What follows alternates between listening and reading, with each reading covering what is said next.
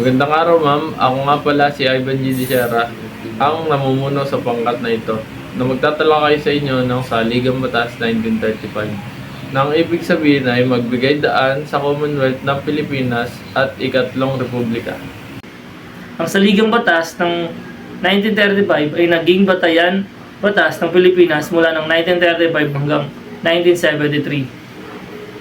Ito ang nagbigay daan sa paglipat mula sa pagiging kolonyal ng Amerikano patungo sa pagiging Commonwealth.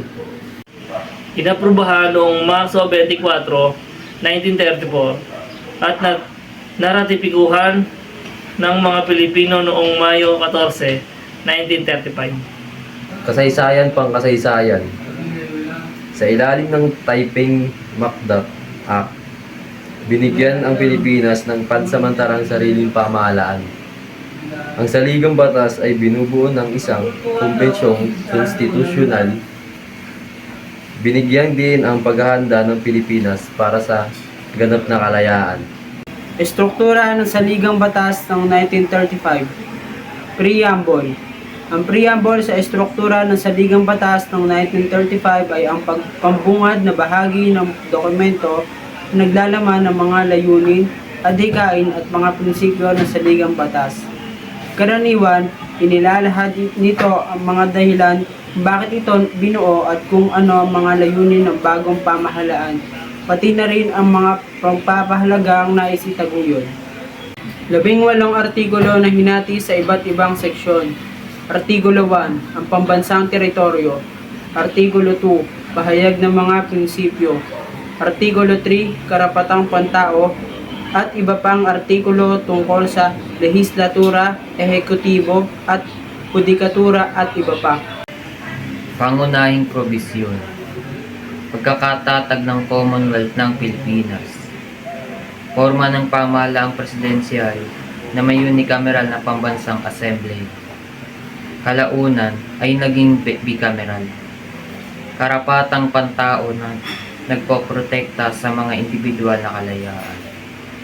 Mga probisyon para sa mga patakarang pang-ekonomiya at reforma sa lupa. Ng Commonwealth. Ang panahon mula 1935 hanggang 1946 sa ilalim ng Saligang Batas ng 1935. Unang Pangulo, Manuel L. Quezon. Layunin ng Commonwealth na ihanda ang bansa para sa ganap na kalayaan. Mga pag-amyenda at revisyon.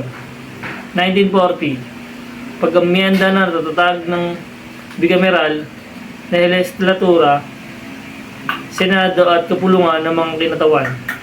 1947, mga pag-amyenda pagkatapos ng ikalawang digmaan, ang daigdig para ayusin ng ekonomiya at pamahalaan.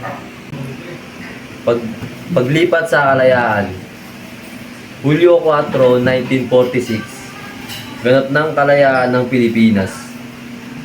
Nananatili ang bisa ng Saligang Batas ng 1935 hanggang mapalitan ng Saligang Batas ng 1973. Pamana at epekto. Nagtatag ng mga demokratiko ang pundasyon na impluwensyahan ang mga sumunod na Saligang Batas ng Pilipinas. Inihanda ang bansa para sa sariling pamahalaan at kalayaan. Konklusyon. Ang Saligang Batas ng 1935 ay isang mahalagang dokumento sa kasaysayan ng Pilipinas.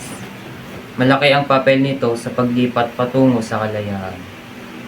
Ang pamana nito ay patuloy na mahalagang bahagi ng kasaysayan ng konklusyon ng bansa.